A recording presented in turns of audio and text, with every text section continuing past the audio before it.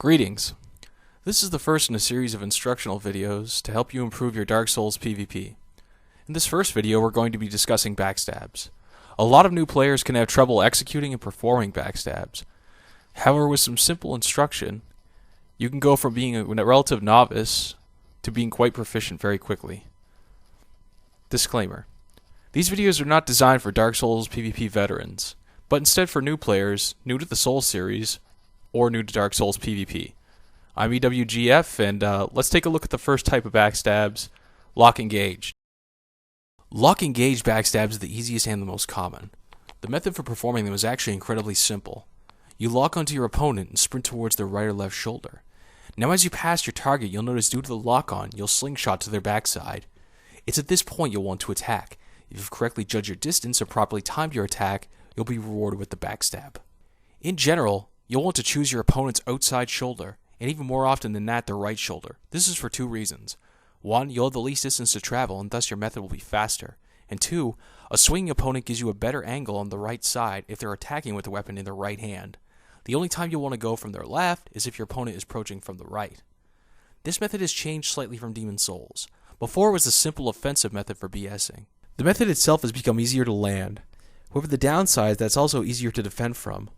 Notably, backpedaling will stop most attempts from ever landing. You're going to want to use this when your opponent is either moving towards you or attacking you. The only real downside to this method is that it can be recognized rather simply. It can also be easily spotted and swing punished, or your opponent can simply backpedal to stifle you. Let's take a look at a few videos.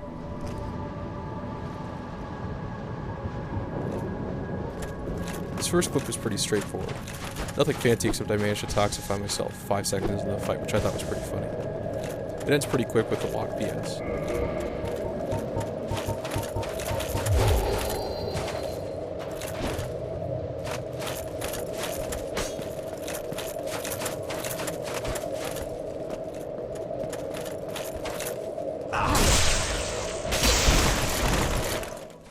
The second lock BS clip, my opponent was a little bit more capable.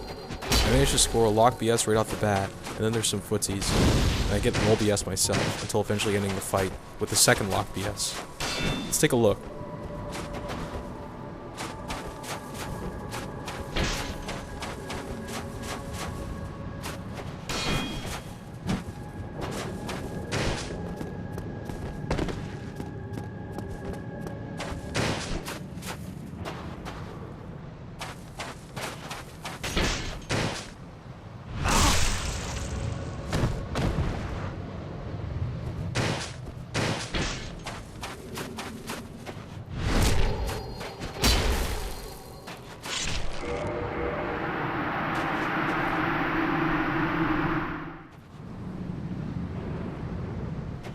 This third lock BS clip is, again, pretty simple.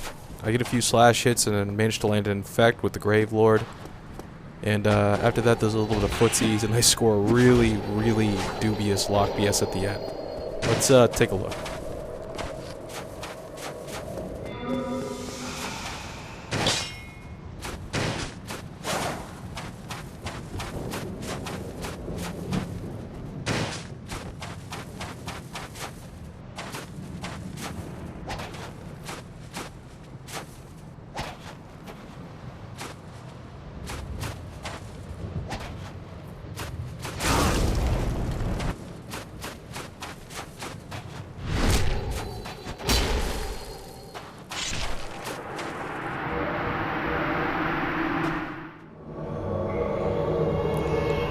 This fourth and last fight's a pretty good one.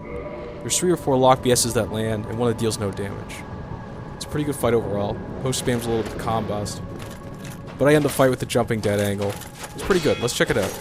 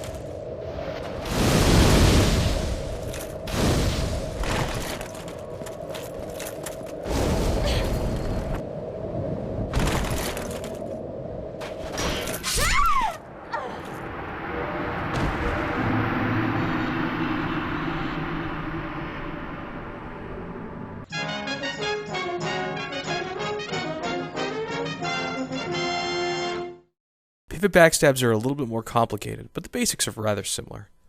The method of performing them is still simple. Remove lock from your opponent if you have it on. Sprint towards the right or left shoulder. Now as you pass your target, you'll want to perform a pivot by slaying back on the right analog stick or doing a tight U-turn to find their back. When you feel as though you're properly positioned, you'll want to attack. The biggest difference between pivot and lock engage BSs is the level of control required to land a pivot. Also, pivot is more deceptive since you aren't running relative to your opponent's position. They're also applied slightly differently. For example, a pivot BS will get someone who's backpedaling.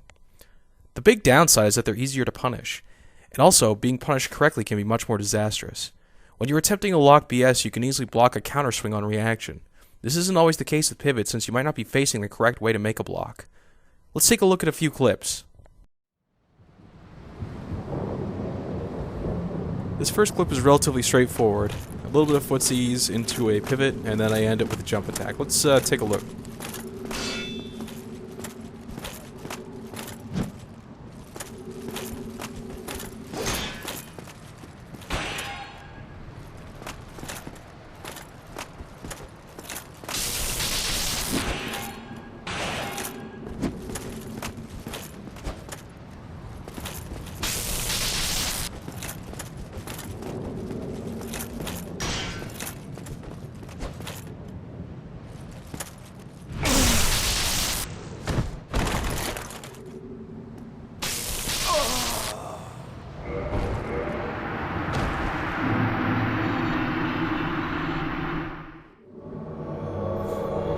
This second clip's a little bit more interesting. Here I have 55 poise breakpoint to stop claymores, and it's rather interesting because my opponent effectively punishes my pivot attempt, but I managed to simply walk through a swing and BS him. Let's take a look.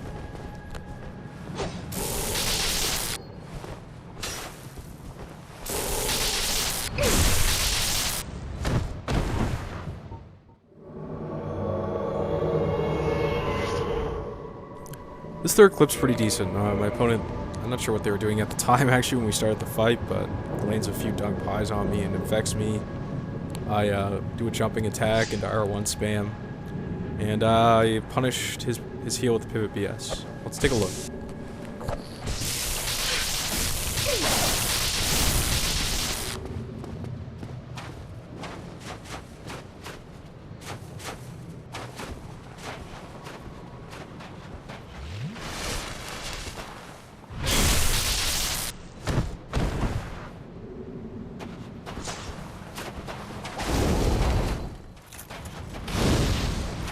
This next fight's pretty straightforward.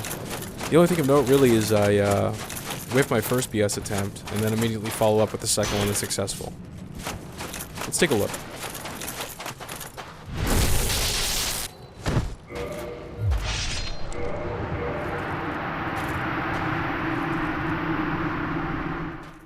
This 2-on-1's pretty much how I approach all my gangbangs. I just pretty much spam BS. So let's take a look at that.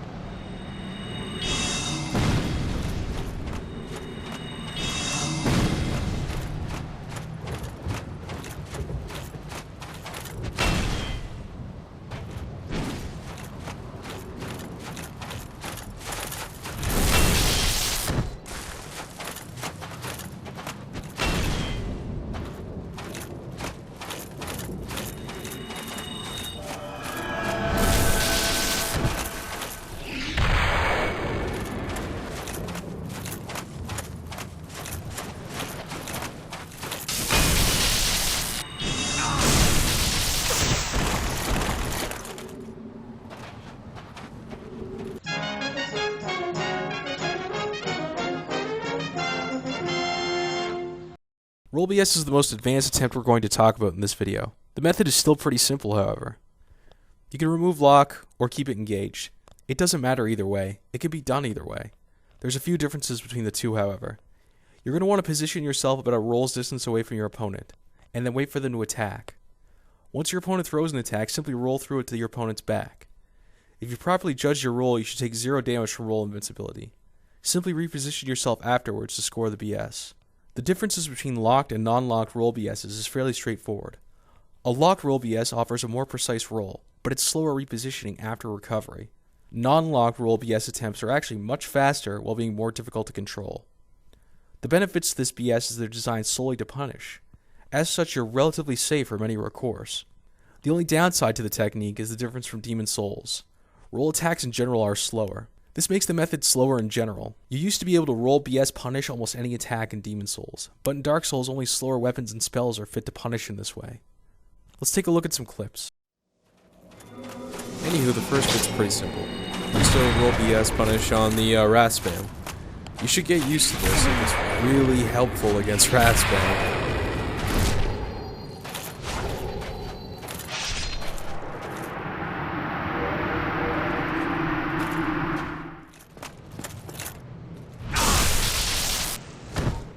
The second vid is pretty simple. The only thing of note really is on a first attempt I make it a roll BS. I get caught between the pillar and my opponent. Let's take a look.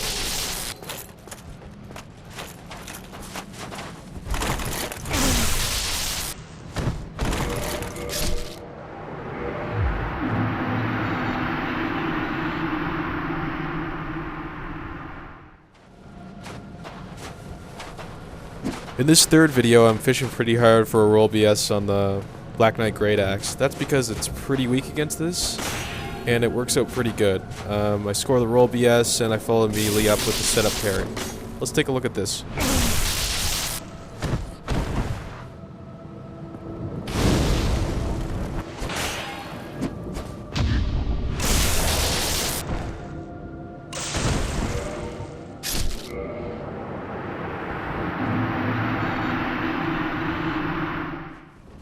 This last fight's pretty interesting. My opponent was fishing quite hard for parries. I should have parry punished, but really, I wasn't thinking that at all. But my opponent goes for attack, I roll under, way too far away to roll BS, and he follows up actually with a 180 punish, which, surprisingly, I expected to use Great Scythe myself quite a bit. I actually roll BS that. It's not very pretty, but it gets the job done.